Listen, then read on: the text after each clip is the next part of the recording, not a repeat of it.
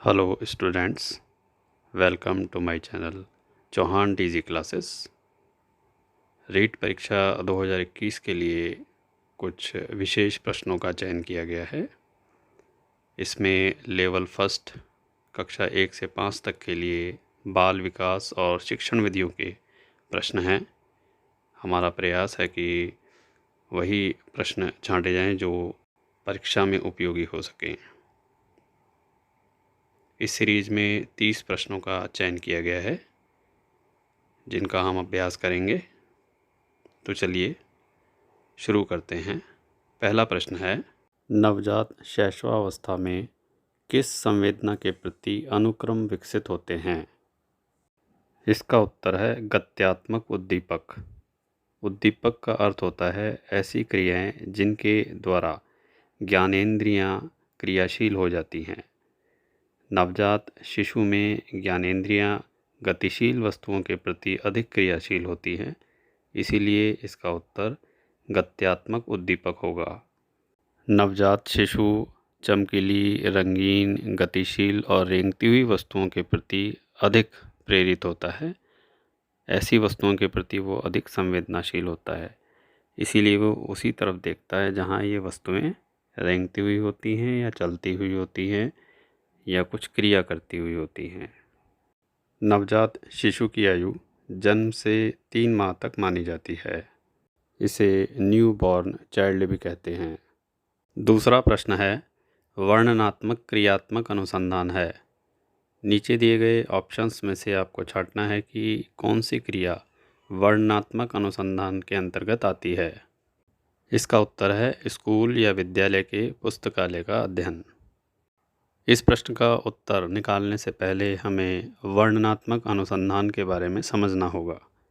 वर्णनात्मक अनुसंधान यथास्थिति या सही स्थिति को प्रस्तुत करता है। इसका संबंध भौतिक रूप से होता है, इसीलिए स्कूल के जो भौतिक विकास होते हैं या भौतिक क्रियाएं होती हैं उनका अध्ययन वर्णनात्मक अनुसंधान में आता है। इसे रियल टाइम स्टडी भी कहा जाता है, अर्थात जो वर्तमान में दिख रहा है उसी का अध्ययन करना या उसी के बारे में बताना। जैसे किसी स्कूल के अंतर्गत खेल के मैदान कितने हैं या उसमें अध्ययन के लिए कमरे कितने हैं, ये सभी वर्णनात्मक क्रियात्मक अनुसंधान के अंतर्गत आएंगे। तीसरा प्रश्न है, स्थिर सामाजिक संरचना किसे कहते हैं? इसका उत्तर है आनुवंशिकता। आनुवंशिकता ही आनुवंशिक गुणों को एक पीढ़ी से दूसरी पीढ़ी में लाती है। इसे ही वंशक्रम कहा जाता है या वंशानुक्रम कहा जाता है, जिसके अनुसार व्यक्ति की क्षमता, शारीरिक रचना आदि का निर्माण होता है। आनुवंशिकता की समस्त सूचनाएं डीएनए में होती हैं। डीएनए के माध्यम से ही एक पीढ़ी से दूसरी पीढ़ी में आनुवंशिक गुणों का संचरण होता है। प्रत्येक मनुष्य की डीएनए संरचना निश्चित और विशिष्ट प्रकार की होती है, जिसमें परिवर्तन करना संभव नहीं है, इसीलिए हम आनुवंशिकता को स्थिर मानते हैं।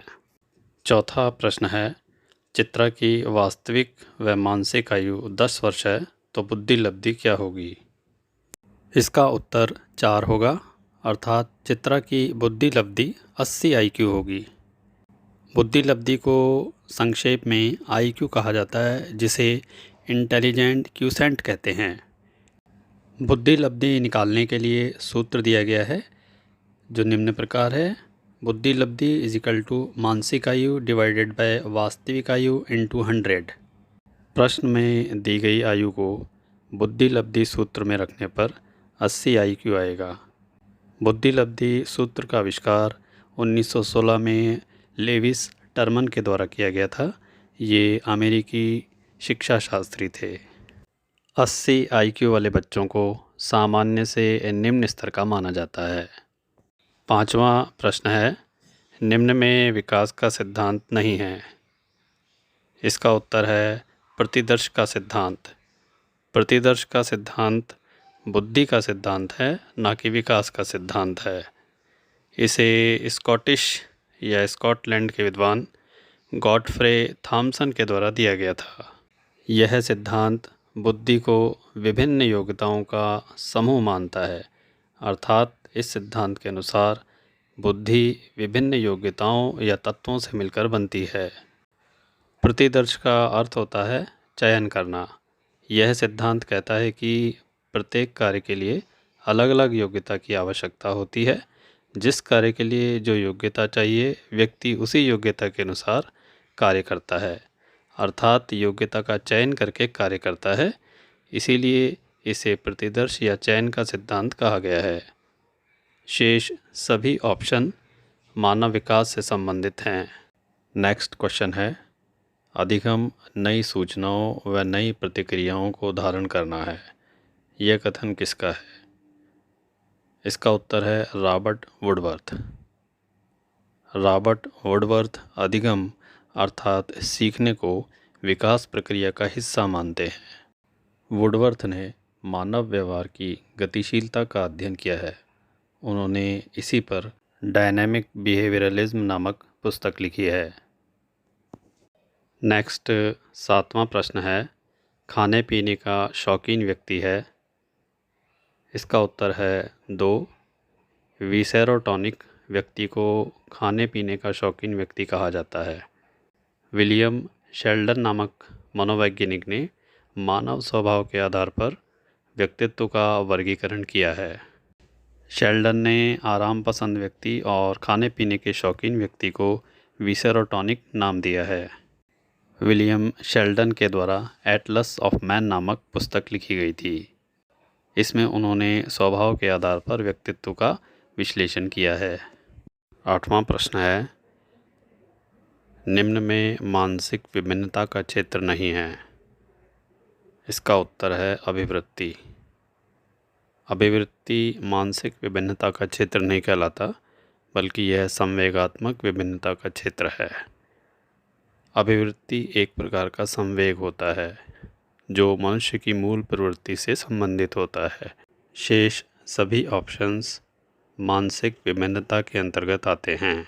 9वां प्रश्न है, तनाव की स्थिति में समायोजन की प्रत्यक्ष विधि है। इस प्रश्न में हमें समायोजन की प्रत्यक्ष विधि का उत्तर बताना है।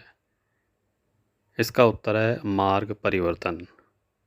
मार्ग परिवर्तन को तनाव, दबाव या चिंता को समायोजित करने की प्रत्यक्ष विधि माना जाता है। यदि कोई व्यक्ति किसी कार्य में सफल नहीं हो पाता तो वह मार्ग बदलकर उस कार्य को करने के लिए दूसरा रास्ता चुनता है। इसे ही समायोजन की प्रत्यक्ष विधि कहा जाएगा। समायोजन की प्रत्यक्ष विधि में बाधा निवारण, मार्ग प्रतिस्थापन, लक्ष्य प्रतिस्थापन और निर्णय लेना सम्मिलित होती हैं। 10वां प्रश्न है, शिक्षण की पूर्व क्रिया अवस्था संबंधित है। इसका उत्तर है पाठ्य वस्तु का चयन। शिक्षण के अंतर्गत 3 अवस्थाएं होती हैं, जिसमें पूर्व क्रिया अवस्था, अंतः क्रिया तथा उत्तर क्रिया अवस्था होती है। पूर्व क्रिया अवस्था कक्षा में जाने से पहले की अवस्था होती है। इसके अंतर्गत टीचर जो है वो क्या और कैसे की तैयारी करता है, अर्थात छात्रों को क्या बताना है और कैसे पढ़ाना है, इसकी वो तैयारी करता है। इसके लिए वो सभी आवश्यक योजनाएं बनाता है, नीतियां बनाता है और सहायक सामग्रियों को एकत्रित करता है। पाठ्य सामग्री का चयन और योजना निर्माण शिक्षण की पूर्व क्रिया अवस्था में सम्मिलित होते हैं। 11वां प्रश्न है, एक अधिगम विकलांगता जिसमें बोलने में कठिनाई होती है। इसका उत्तर है डिस्फेसिया। डिस्फेसिया वह विकलांगता है जिसमें व्यक्ति या बच्चा अपने विचारों को ठीक प्रकार से अभिव्यक्त नहीं कर पाता है। इसमें भाषा संबंधी और शब्दों को पहचान करके बोलने संबंधी विकार उत्पन्न हो जाता है। यह मुख्यतः मस्तिष्क में क्षति उत्पन्न होने से या कोई खराबी होने से अथवा आनुवंशिक कारण से भी हो सकता है। यह मौखिक संचार में बाधा डालने वाली विकलांगता कहलाती है। नेक्स्ट 12th क्वेश्चन है, मॉरिसन उपागम के सोपान हैं। इसका उत्तर है तीसरा। मॉरिसन उपागम पाठ योजना निर्माण से संबंधित है। यह उपागम 1926 में मॉरिसन के द्वारा दिया गया था। इसके 5 चरण हैं, जो अन्वेषण, प्रस्तुति, आत्मीकरण, व्यवस्था और अभिव्यक्तिकरण के नाम से जाने जाते हैं।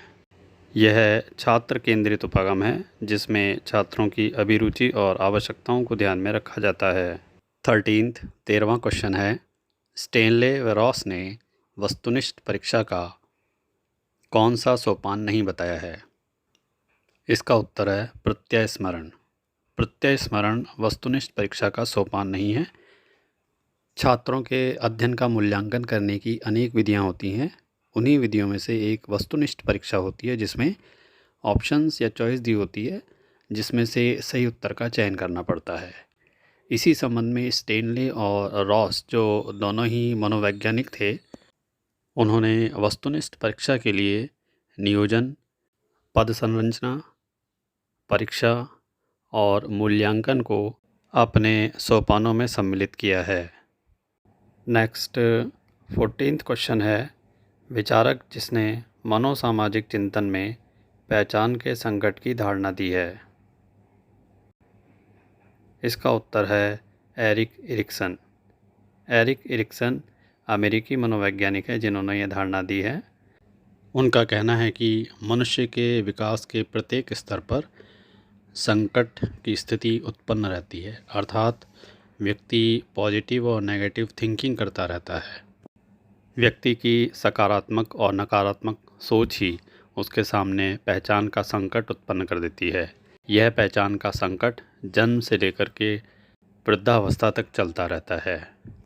उन्होंने मनुष्य के विकास की अवस्था को जन्म से लेकर वृद्धावस्था तक 8 चरणों में बांटा है। इसका उल्लेख उन्होंने अपनी पुस्तक चाइल्डहुड एंड सोसाइटी में किया है।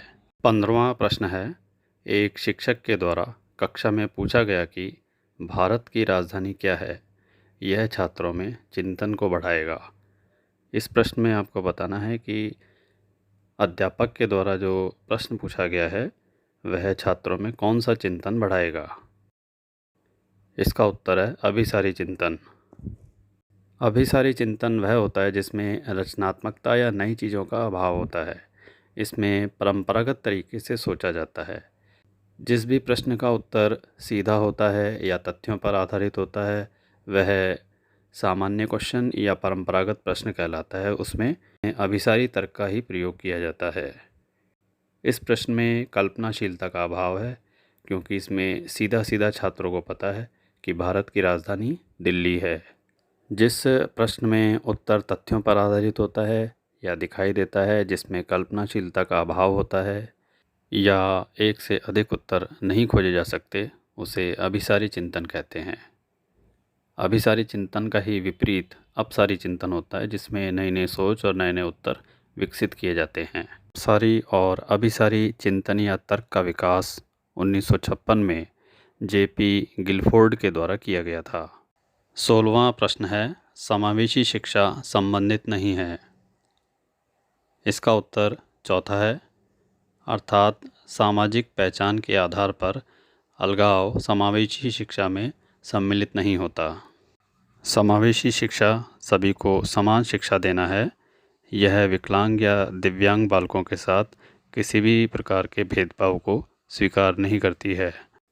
समावेशी शिक्षा में विशेष विद्यालयों या कक्षाओं का कोई स्थान नहीं होता। इस शिक्षा में सभी को एक ही कक्षा में अध्यापन पर बल दिया जाता है। समावेशी शिक्षा मानती है कि कमज़ोर या विकलांग बालकों को भी सामान्य विद्यार्थियों के साथ ही शिक्षा प्रदान की जानी चाहिए। भारत में सबसे पहली बार समावेशी शिक्षा का विचार कोठारी आयोग के द्वारा दिया गया था। उसी की सिफारिशों के आधार पर राष्ट्रीय शिक्षा नीति 1986 में समावेशी शिक्षा के कॉन्सेप्ट या विचार को स्वीकार किया गया था। नेक्स्ट 7वां प्रश्न है, कोलबर्ग के अनुसार प्रशंसा की अवस्था है। इसका उत्तर है 1। परंपरागत अवस्था कोलबर्ग के अनुसार प्रशंसा की अवस्था होती है। कोलबर्ग ने नैतिक विकास की अवस्थाएं या चरण दिए हैं। नैतिक विकास को उन्होंने 3 चरणों में बांटा है। पहला पूर्व रूढ़िवादी या पूर्व परंपरागत चरण, दूसरा रूढ़िवादी या परंपरागत चरण और तीसरा उत्तर रूढ़िवादी या परंपरागत चरण बताया है। कोलबर्ग के अनुसार प्रशंसा की अवस्था द्वितीय अवस्था है या द्वितीय चरण है। यह किशोर अवस्था से संबंधित है।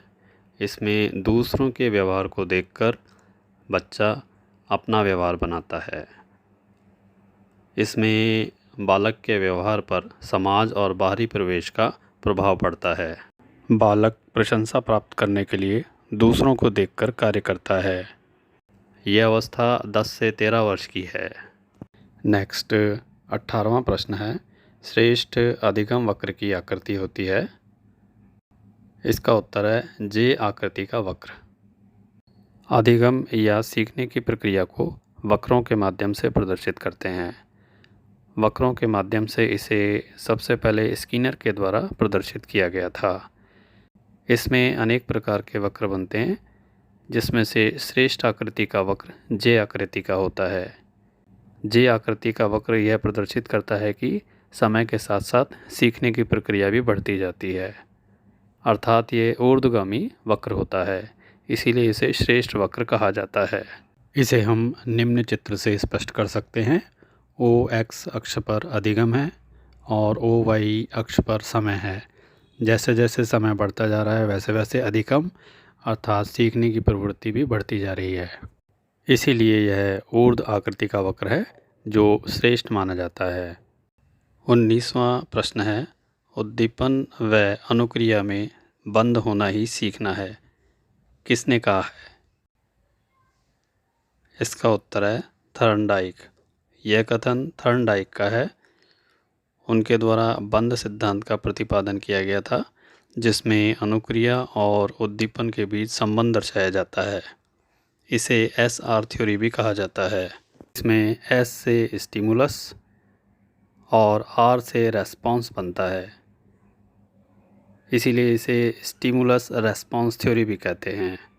स्टिमुलस का अर्थ उद्दीपक और रेस्पॉन्स का अर्थ अनुक्रिया होती है। इस प्रकार यह कथन प्रयास और त्रुटि से भी जुड़ा हुआ है। 20वां प्रश्न है, व्यक्तिगत शिक्षार्थी भिन्न होते हैं।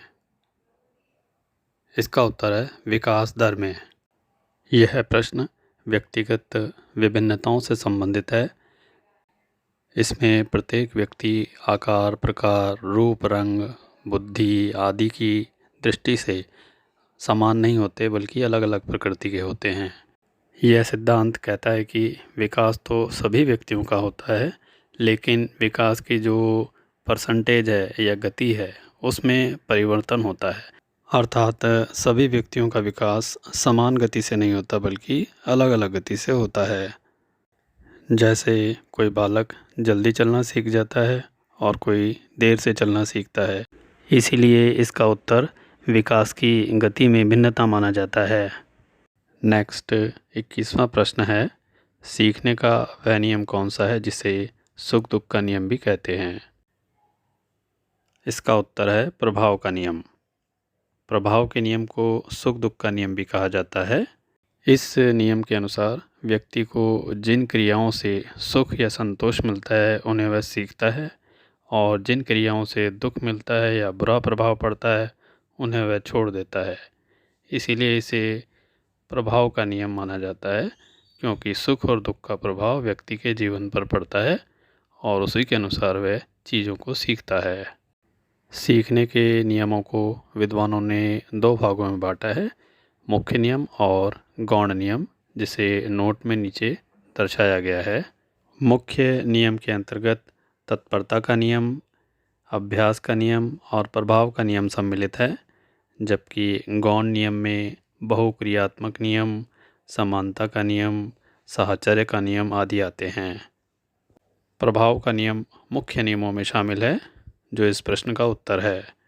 22वां प्रश्न है, अध्यापक का कक्षा में आने पर विद्यार्थियों का चुप हो जाना कौन सी क्रिया है? इसका उत्तर है स्वाभाविक अनुक्रिया। यह प्रश्न पावलोव के परंपरागत शास्त्रीय सिद्धांत से संबंधित है, जिसे अनुकूलित अनुक्रिया का सिद्धांत भी कहते हैं। इस सिद्धांत में उद्दीपक और अनुक्रिया के बीच साहचर्य संबंध स्थापित किया जाता है। पावलोव का कहना है कि कोई भी अनुक्रिया अनुबंध के आधार पर ही होती है। इसीलिए प्रश्न के अनुसार अध्यापक का कक्षा में आने पर विद्यार्थियों का चुप हो जाना एक स्वाभाविक अनुक्रिया है। इसीलिए इसका उत्तर स्वाभाविक अनुक्रिया आएगा। 23वां प्रश्न है, वकील या डॉक्टर की बुद्धि है? इसका उत्तर है अंतर्वैयक्तिक बुद्धि, जिसे अमूर्त बुद्धि भी कहा जाता है। अंतर्वैयक्तिक बुद्धि वह होती है जो दूसरों के दृष्टिकोणों, विचारों और मनोभावों को समझने का प्रयास करती है तथा उन्हीं के अनुसार कार्य करती है। डॉक्टर और वकील भी दूसरे के विचारों को सुनकर ही प्रतिक्रिया करते हैं। इसीलिए इनकी बुद्धि को अंतर्वैयक्तिक बुद्धि भी कहा जाता है। दूसरे शब्दों में यह बुद्धि अमूर्त बुद्धि है, जिसमें ज्ञान का अर्जन करने पर जोर दिया जाता है। इसके लिए पुस्तकों का अध्ययन किया जाता है। 24वां प्रश्न है, संवेगात्मक बुद्धि के प्रतिपादक कौन हैं? इसका उत्तर है डैनियल गोलमैन। डैनियल गोलमैन अमेरिकी मनोवैज्ञानिक और शिक्षा शास्त्री हैं। इन्होंने 1995 में इमोशनल इंटेलिजेंस, संवेगात्मक बुद्धि का सिद्धांत प्रतिपादित किया था। संवेगात्मक बुद्धि वह होती है जो अपने और दूसरों के संवेगों और भावनाओं को पहचान करके कार्य करती है। डैनियल गोलमैन ने संवेगात्मक बुद्धि के 5 तत्व बताए हैं, जिनमें पहला है स्व जागरूकता, दूसरा है स्व अभिप्रेरण, तीसरा है स्व नियमन, चौथा है संवेदना और पांचवा है सामाजिक जागरूकता। संवेगात्मक बुद्धि की विशेषता है यह आपसी संबंधों को घनिष्ठता प्रदान करने वाली होती है। 25वां प्रश्न है, मूल्यों के आधार पर व्यक्तित्व का वर्गीकरण किसने किया है? इसका उत्तर है स्पेंजर। स्पेंजर जर्मनी के मनोवैज्ञानिक थे।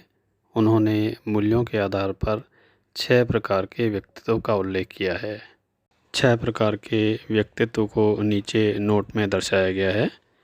पहला है सैद्धांतिक व्यक्ति, दूसरा है आर्थिक व्यक्ति, तीसरा है सामाजिक व्यक्तित्व, चौथा है धार्मिक व्यक्तित्व, पांचवा है राजनीतिक व्यक्तित्व और छठा है सौंदर्यात्मक व्यक्तित्व। स्पेंजर ने 1920 में एक पुस्तक लिखी थी जिसका नाम है फॉर्म्स ऑफ मैन, जिसमें उन्होंने 6 प्रकार के व्यक्तित्व का वर्णन किया है। 26वां प्रश्न है, एक प्रगतिशील कक्षा में अध्यापक को क्या करना चाहिए? इसका उत्तर है छात्रों को अधिक से अधिक अवसर देने चाहिए। प्रगतिशील कक्षा वह होती है जिसमें बच्चों का विकास सृजनात्मक रूप से होता है, अर्थात बच्चों का इंटरेक्शन स्वतः होता है। प्रत्येक बच्चे को समान रूप से आगे बढ़ने का अवसर दिया जाता है। इस प्रकार की कक्षा में बच्चों का पार्टिसिपेशन या भागीदारी अधिक से अधिक होती है। इसीलिए अध्यापक को कक्षा में बच्चों को आगे बढ़ने का अवसर देना चाहिए। इसमें किसी भी प्रकार का भेदभाव नहीं करना चाहिए। प्रगतिशील शिक्षा बच्चे के समग्र विकास पर बल देती है। प्रगतिशील शिक्षा का विचार अमेरिकी दार्शनिक और शिक्षाविद जॉन डीवी के द्वारा दिया गया था। 20वां प्रश्न है, स्कैफोल्डिंग शब्द किसने दिया है? इसका उत्तर है लेव वाइगोत्स्की। लेव वाइगोत्स्की सोवियत संघ के मनोवैज्ञानिक थे। उन्हें सांस्कृतिक ऐतिहासिक विकास का समर्थक माना जाता है। स्कैफोल्डिंग शब्द का अर्थ है सहायता देना। यह अस्थायी सहायता होती है, अर्थात जब बालक किसी समस्या से ग्रस्त हो जाता है तो शिक्षक उसे थोड़े समय के लिए सहायता देता है और उसके बाद वह स्वयं कार्य करना शुरू कर देता है। जैसे विद्यार्थी किसी गणित के सवाल में उलझ जाता है तो गणित का शिक्षक उसे थोड़े से संकेत देकर आगे बढ़ाता है। इसी को स्कैफोल्डिंग कहते हैं। स्कैफोल्डिंग एक शिक्षण तकनीक है जो भाषा के लिए और नई नई चीज़ों को सीखने के लिए उपयोग में ली जाती है। नेक्स्ट 28वां प्रश्न है, राष्ट्रीय पाठ्यक्रम संरचना 2005 में किसे सम्मिलित नहीं किया गया है? इसका उत्तर है दिव्यांगता। दिव्यांगता शब्द राष्ट्रीय पाठ्यक्रम संरचना 2005 में सम्मिलित नहीं है। इसके लिए एक अलग से दिव्यांगता अधिनियम बनाया गया है। राष्ट्रीय पाठ्यक्रम संरचना 2005 के अंतर्गत 5 अध्याय हैं, जिसमें पहला अध्याय परिप्रेक्ष्य है, दूसरा ज्ञान और अधिगम है, तीसरा पाठ्यक्रम क्षेत्र, चौथा विद्यालय वातावरण है और पांचवा सुधारात्मक तकनीकें हैं। इसे NCF अर्थात नेशनल करिकुलम फ्रेमवर्क भी कहा जाता है। इसका निर्माण तत्कालीन NCERT निदेशक प्रोफेसर कृष्ण कुमार को जाता है। 29वां प्रश्न सम्मिलित करने वाला प्रश्न है। नीचे शिक्षा प्रतिमान दिए गए हैं और उनके सामने उनके प्रवर्तकों का नाम लिखा हुआ है। इसमें जो सम्मिलित नहीं है उसे छांटना है। इसका उत्तर है कक्षीय गोष्ठी प्रतिमान। कक्षीय गोष्ठी का प्रतिपादन विलियम हंट ने नहीं किया था, बल्कि विलियम ग्लैरस ने किया था। विलियम ग्लैरस अमेरिकी मनोवैज्ञानिक थे। उन्होंने कक्षा के आधार पर अनुशासन और आज्ञाकारिता को बढ़ाने पर बल दिया था। उनका कहना था कि बच्चों में शरारती तत्वों के स्थान पर रचनात्मकता को बढ़ावा दिया जाए। इसके लिए नियंत्रित कक्षा प्रणाली को अपनाने पर बल दिया गया था। इस विषय पर उन्होंने 1986 में कंट्रोल थ्योरी इन क्लासरूम नामक पुस्तक लिखी थी। नेक्स्ट लास्ट और 30वां प्रश्न है, दिव्यांगता अधिनियम 2016 में कितनी अक्षमताओं को सम्मिलित किया गया है? इसका उत्तर है 21 अक्षमताएं। पहले दिव्यांगता अधिनियम में केवल 7 ही अक्षमताओं को लिया गया था, लेकिन अब उन्हें बढ़ाकर 21 कर दिया गया है। इसमें अब भाषाई अक्षमताओं के साथ साथ रक्त संबंधी अक्षमताएं भी सम्मिलित कर ली गई हैं, जैसे थैलीसीमिया, सिकल सेल रोग और हीमोफीलिया इत्यादि। दिव्यांगजनों के लिए 2016 में एक ऑनलाइन पुस्तकालय की भी व्यवस्था की गई है, जिसे सुगम्य पुस्तकालय नाम दिया गया है। साथ ही सरकारी सेवाओं में आरक्षण भी प्रदान किया गया है। जो पहले 3% था, अब उसे बढ़ाकर 4% कर दिया गया है। यह है बाल मनोविज्ञान और शिक्षण विधियों का 30 प्रश्नों का संग्रह था। आशा है ये आपके लिए आगामी परीक्षाओं में उपयोगी होगा। अन्य जानकारियों और सूचनाओं के लिए आप कमेंट बॉक्स में लिख सकते हैं, या किसी परीक्षा संबंधी विशेष जानकारी चाहिए तो आप उसे भी कमेंट बॉक्स में लिख सकते हैं। इस प्रकार की वीडियो आगे भी आती रहेगी। हम जल्द ही इसका दूसरा भाग भी प्रस्तुत करेंगे। बेल आइकन को अवश्य दबाएं ताकि नई वीडियो का नोटिफिकेशन आपको शीघ्र मिल सके। वीडियो देखने के लिए धन्यवाद।